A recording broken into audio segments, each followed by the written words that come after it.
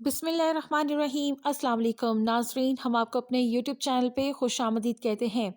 ये काम आप लोगों ने लाजमी कर लेना है। अगर आप ये काम लाजमी से कर लेते हैं तो फिर आपको 13,500 रुपये की किस्तें ज़रूर मिलेंगी।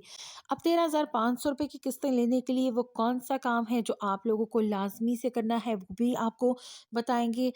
अगर आप वीडियो को मुकम्मल और गौर से सुन लेते हैं तो फिर आपको तमाम गलतियों का पता चल जाएगा कि कौन सी गलतियां आपने नहीं करनी, क्योंकि बहुत बड़ी तादाद में लोग ऐसे भी हैं जिनको पहले से किस्तें 10,500 रुपये की मिलती थी और अब जो है वो छोटी सी गलती की वजह से उनको आइंदा वाली जो 13,500 रुपये की किस्तें हैं वो भी नहीं मिलेंगी। तो कौन सी गलतियां हैं जो आप लोगों ने नहीं करनी, वो भी आपको बताएंगे कि इन छोटी छोटी गलतियों की वजह से आपके बच्चों के तालीमी वज़ाइफ के पैसे भी बंद हो सकते हैं, आपकी कफालत प्रोग्राम की किस्तें भी रुक सकती हैं।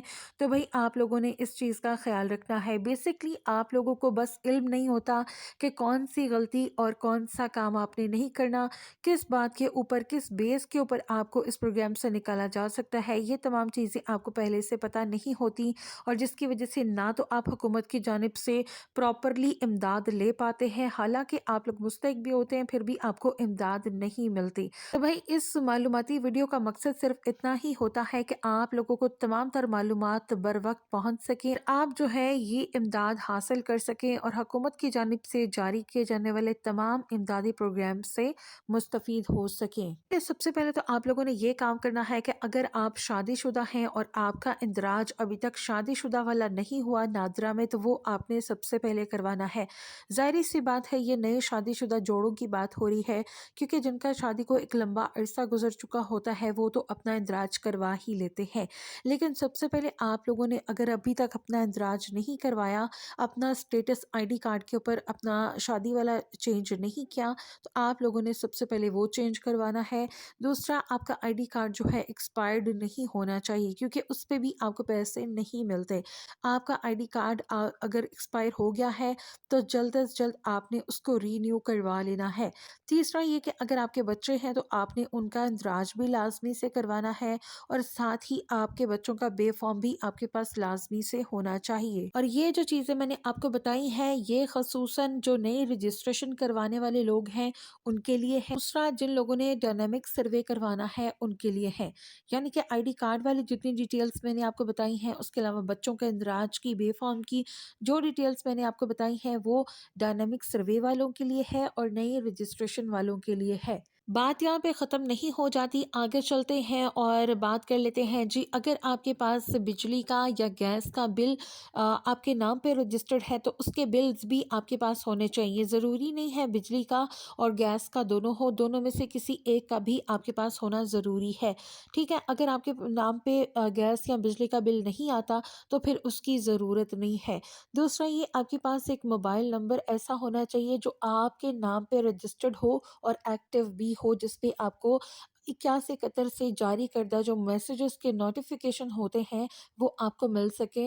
लिहाजा आपके नाम के ऊपर, आपके आईडी कार्ड के ऊपर एक एक्टिव मोबाइल नंबर भी आपके पास होना चाहिए। कुल मिला के ये चीज़ें बनती हैं जो मियाँ बीवी दोनों के शनाख्ती कार्ड और उसके बाद बच्चों के बे फॉर्म है, मोबाइल नंबर जो आपके नाम पे रजिस्टर्ड हो और गैस या बिजली का बिल आपके पास होना चाहिए। ये तमाम चीज़ें आपके रजिस्ट्रेशन के लिए काफ़ी होती हैं। उसके बाद आप लोगों से कुछ सवालात किए जाते हैं जिसका आप लोगों को सही सही जवाब देना होता है।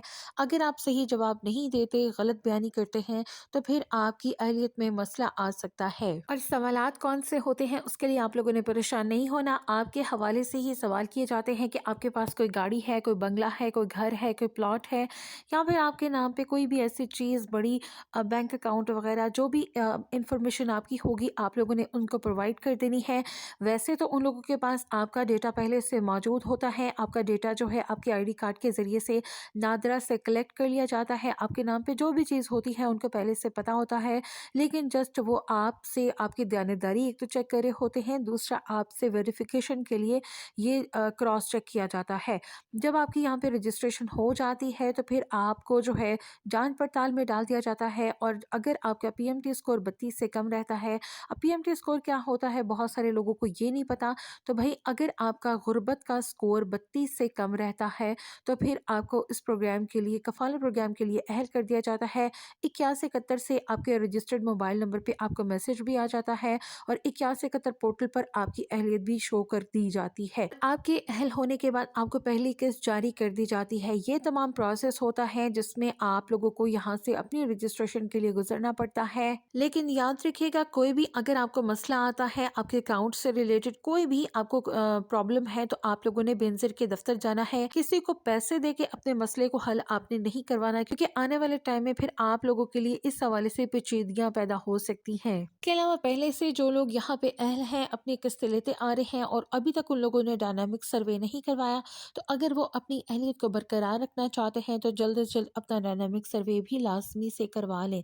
और जिन लोगों ने अभी अपनी रिसेंटली रजिस्ट्रेशन करवाई है और उनको जांच पड़ताल में रखा गया है, तो आप लोगों की जांच पड़ताल 2025 के पहले महीनों में ही इंशाल्लाह ख़त्म कर दी जाएगी। और अगर आप मुस्तहिक होते हैं तो पहली ही किस्त आपको 13,500 रुपये ट्रांसफ़र कर दी जाएगी। बस जी, ये तमाम इंस्ट्रक्शंस आप लोगों ने लाजमी से फॉलो करनी है। अगर आप इन तमाम स्टेप्स को फॉलो करते हैं, इस मालूमात पर अमल करते हैं, तो फिर आपको भी 13,500 रुपये की रकम लाजमी से मिलेगी हुकूमत की जानिब से। ये इमदाद आप भी हासिल कर सकते हैं। वीडियो के आखिर में वीडियो को लाइक कर दें, चैनल पर नए हैं तो चैनल को सब्सक्राइब भी कर दें। मिलते हैं नई वीडियो के साथ, तब तक के लिए अल्लाह हाफिज़।